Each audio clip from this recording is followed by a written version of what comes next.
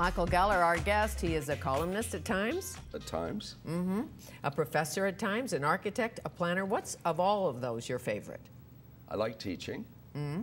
But I think my favorite is actually planning and realizing projects where you actually see it. And indeed, right now I'm building some small homes in West Vancouver. Actually, they're not so small, but I'm building homes for people in West Vancouver who've lived there for decades, want to downsize, be close to the senior center, the rec center, maybe not have to drive everywhere. That's me. My friend Merlin Beckerman said, Michael, I want to downsize, I just don't want to downgrade. These are homes for people who want to down. And again, it took 5 years to go through the planning and approval process, but I'm hopeful that this will be a good demonstration that it's possible to build new housing, sometimes designed to look like big single-family houses, but within an established neighborhood, and it becomes really not connected. Some of them are duplexes. How great. In England, we call them semi-detached. Again. I see. Well, I may have to downsize and downgrade. Yeah. Fatty, you will never downgrade. I may not be in the ballpark for that, but you just don't know. So back downtown, the use of space, taller buildings, buildings, who sets that? Can you buy airspace in Vancouver and say, I want so much air, you can have this air, we'll do a trade at City Hall? 3 years ago, the City of Vancouver actually changed its downtown policies to say, you know what, we're getting too many condos downtown, and we're worried there won't be enough space for office buildings to create the jobs. And I think it is important. When I tweeted out that I was coming on your show, Mayor Diane Watts of Surrey, who I guess watches your show, she pointed out that cities really are the economic generators of a province, of a country, and she's right. And indeed, if all you do is build housing and you don't build jobs, then you really don't have a successful city. One thing about Diane Watts, what she is doing is turning, I think, Surrey from what was viewed as a sort of a bedroom community, a suburb, into another city. She gets it. She does. And she invites the poobahs there and the ex-U.S. presidents and has events in Surrey, and you're right. And she's making, and the interesting thing, Surreyism and Vancouverism too. Yes, and I think a lot of people in Surrey are quite proud of the fact that their home is in fact becoming a city. But it is important to have jobs, and it's not, you know, we've often talked about the fact that maybe Vancouver is becoming a kind of a resort community with just a lot of second homes for very wealthy people. And I worry about that. I think it's a legitimate concern. And Trevor Bodie was here, and he worries about that because as you look around this city at night, you see a lot of dark apartments and probably offshore money, not sure, nobody living in them, that's clear. And you don't want a resort city. No. But what I think we're going to see, excuse me, more and more, are mixed-use developments where we might have a condo tower, but also an office tower and a base with retail and maybe with movie theaters, and I think we're going to see more and more of that happening. Well, the Shaw Tower, as you know, we have residences, and we have business. And we have a Starbucks in the lobby. And recently and tragically, Jim Green, who is a man who played a major role, certainly in the creation of the downtown east side. When he ran for mayor, I remember being invited to moderate a debate between the two. And I started Jim Green and Gordon Campbell? Jim Green and Sam Sullivan. Oh, Sam, because didn't he run against Gordon? And he ran against Sam. Yes, of course he did. And I started it off, excuse me, I have a frog in my throat. It's okay, it's the Shanghai tie. I started off by asking each of them to name their 3 favorite buildings in the city. And the reason I mention it is because Sam Sullivan picked Shaw Tower as one of his 3 favorite buildings. How great. Well, James Chang. But it was the idea of the mix of uses, to have these studios, to have office space, and then housing. Of course, now we've got hotels around us. And I think that is one of the things that makes a city a very exciting place. And not just in the daytime and in the nighttime. Sure, and it feels a bit like France only because of the dog poop on the sidewalk. So obviously there's dogs in these towers too. Yeah. Now, back to Jim Green, departed too soon. Voice for the poor, for the disenfranchised, left a big legacy in this city. He did, and And it wasn't just buildings. I mean, one of the things he did that I thought was significant was trying to create a program called Blade Runners to help disadvantaged youth get into the employment world. Started the bank? Started the bank. The bank, I mean, the bank didn't work, but it was an idea that eventually came. But certainly the Woodwards project will be one of his greatest legacies. Although again, he didn't do it on his own. The developer, Ian Gillespie, who I think created this building. He's upstairs too.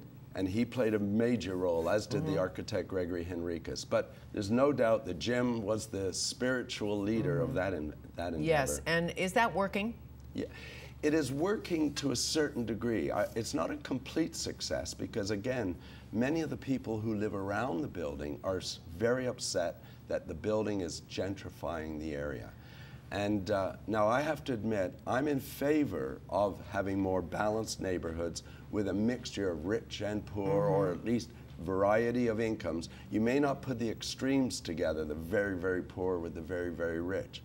But the other thing is Woodwards over time will change. Many of the condominiums in there are actually being rented out at the moment. Many of the people who bought those condos are not yet living in them. But 10 years from now, I suspect many of them will be owner-occupied. When you see a little gentrification, if that's the right word, Save On Meats, some of the iconic, is the only still there? Is it coming back? I think the only is closed down. Don't know, closed. I know it's closed down. No more white bread for me. But you raise an interesting point, which is the character of a neighborhood can oftentimes be changed just by the change in restaurants. It used to be when I was growing up, people said, if you want to see if a neighborhood's about to change, see if there are any architects' offices and gays moving in. Because if they are, then you know that neighborhood's about to change. Yeah, absolutely, because talk about foresight. Architects have foresight, and most of my gay friends do, and they have a way better apartment than I do. Well, not really. The next step in this city, downtown, obviously Sears is going, they say, and I don't think that's changing. So in October, no more Old Eaton's building, no more Sears building. Well, still there, but who knows what? If Nordstrom's does come here, that's the rumor. Yes, well, we'd be very excited. Will they put some windows in? Well, I was reading an article on Frances Beulah's blog, and by the way, I don't know if Frances has been a guest of yours, but she is a very important commentator of the city, and so often we start throwing out ideas, and I did it as well. As soon as I heard that Sears was moving, I said, the art gallery once looked at moving into that space as an expansion, but one of the city planners said, we've looked at that building, and it's much more difficult to actually carve windows into that exterior wall for technical reasons. But the point is... Architecture, is that building good or not? It was considered good 40 years ago. Right. Today, it's not good. Although, again, we talked before about art and lights. One could do something... You could. If that big white building was a movie screen every night, with people gathered in the downtown, if, as I once saw in Warsaw, they actually projected operas onto that wall with the titles, and the public sat around singing along with great. And if people come downtown to see the opera on the side of the building, there won't be a riot. I doubt, depending on the opera. That's right. So that old dictum, if you have a lemon, make lemonade. But ultimately, I think we'll either see a new major retailer move into that space, and I think everybody would love to see it. Of course, a Macy's, a Nordstrom's, or some other, maybe Holtz wouldn't like to see them, but who knows? I mean, competition's good, and it's a different option. I don't know the story behind Sears. I wonder if Costco is eating Sears lunch. Yeah. There's an economics classroom lecture where they often say, if you've got a little hot dog stand on the beach, and somebody else wants to come along and put a hot dog stand, do they put it at the other end of the beach, or they put it right next to your hot dog stand? And the conventional thinking is you put the new hot dog stand right next to the existing hot dog stand. Well, ask Starbucks, corner to corner. And that's why downtowns and cities can be so vibrant, because it is the juxtaposition of all those different uses. Very much so. On your way to the CBC, are you, to pontificate, or where next for you today? I pontificate on Tuesdays. Oh, on Tuesdays. I'm going to go and meet Brent Todderan, and he's somebody you should chat to, because he has now the former city planner, Vancouver. What did he accomplish in 6 years here? Yeah. I think he has altered the city, not as significantly as Ray Spaxman, one of the former directors of planning, who used to insist that every new building in downtown have weather protection because it rains here.